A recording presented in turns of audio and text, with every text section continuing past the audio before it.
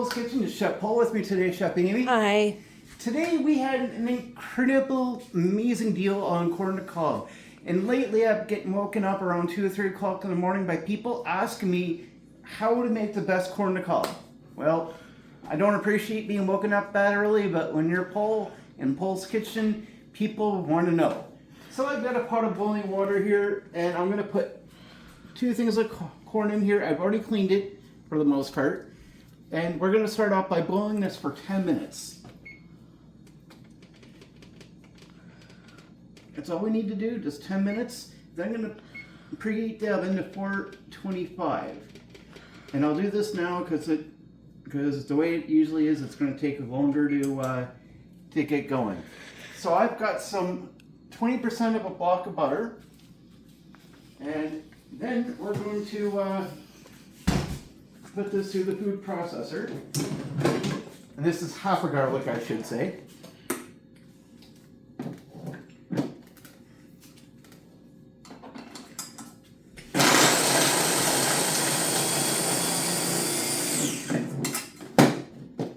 Because we want to have a nice garlic taste to this. I used about half the thing of garlic, not a whole thing of garlic. Because we take this out in 10 minutes time and we put this in this tray here for it to start baking. We want to have an excellent garlic taste, but we're going to put one more thing in it, only one more thing. Now, there's a lot of spices you can put on this, and it's really not that hard. The one spice you can put in this is some paprika, if you want to give it some heat. I don't really want to give it heat, but I do want to give it a little bit of a chili lime flavor to it. So this is from A Spice of Bear, and they're an amazing, amazing company. I'm going to put a small spoonful in, that's all you need. Not trying to burn anybody out, except for maybe Amy, because she likes that kind of thing. No. But seriously, we just want to give it some extra little flavor here. And we're going to give this a quick little stir. And the only other thing I'm going to add is a little bit of black pepper. Well, it's actually not black pepper, but this is Szechuan pepper. But you can use whatever you like. But I kind of like to have pepper in my stuff. Go figure, right?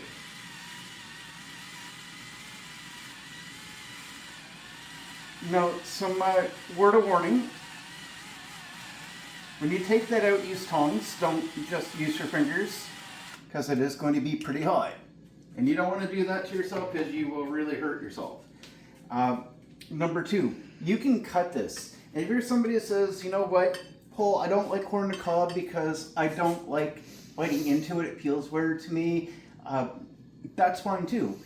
When you buy canned corn, you buy frozen corn, it all comes this way.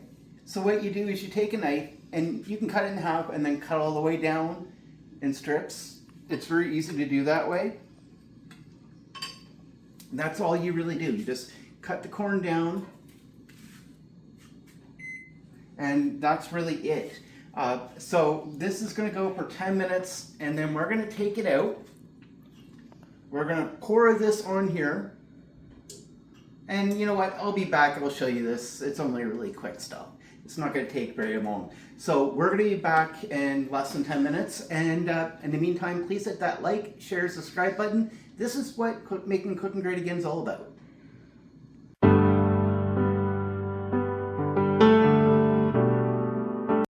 And we're back. So we got the corn out of the boiling water, and now I'm going to pour the solution, but I'm probably going to give it one more stir. The mixture. The mixture. Because we always want to have butter, and I don't want margarine on this, guys. I really don't. I want butter. Yeah. And I probably shouldn't have put as much garlic. Yeah, it's probably a bit much. So maybe a quarter, but you know what? I kind of like the garlic flavor. Yeah, we do. So we want to make sure we roll this around in the butter without getting anything over the stove like I just did. Yeah. Oh, it's cleanable. Yeah. So just base it. And then we're gonna set this in the oven for 10 minutes. That's it? That's it. Now, if you decide that you didn't want to boil, if you thought you were too good to boil, then you want to bake for 20 minutes. If you don't want to bake, 20 minutes. But I find boiling for 20 minutes gets it nice and soft and ready, and then we're going to kind of give it more of a, I don't know, grilled kind of flavor, doing it in the oven. Not everybody has a barbecue. We're not even allowed to have a barbecue. No. And this kind of gives us the right texture, what we're looking for. Is it perfect? No, but it's going to be good. And honestly, I'm going to make Amy make me a nice burger tonight, and that will be really good. So we'll be back in approximately 10 minutes, but it kind of helps us set the timer so I'm paying attention to time. Yeah. Which I'm pretty horrible at.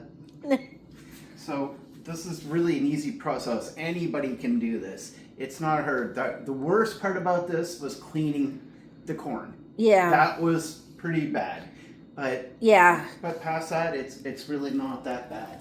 So I'm gonna set this out in the on here, because we're gonna take the corn out of the pan and put it on here so it'll cool down, so we can just, personally for me, I'd like to take the knife and just cut the corn off the cob, and that's how I like to eat it. Now you can take you can get the little mini forks that you stick in the sides of it and eat it right off it. I don't like that myself, but if you do, that's great. This is how I do it.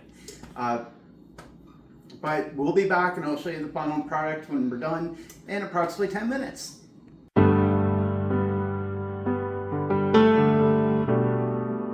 Okay. So we're back, and this is basically it. So it's been 10 minutes, and here's the thing that I want to make sure you guys are aware of. If you added salt to this, it's gonna drag the moisture out, and we don't want dragging moisture out, because that's a bad thing. Because dragging moisture out is going to make it a little bit not as good of a flavor.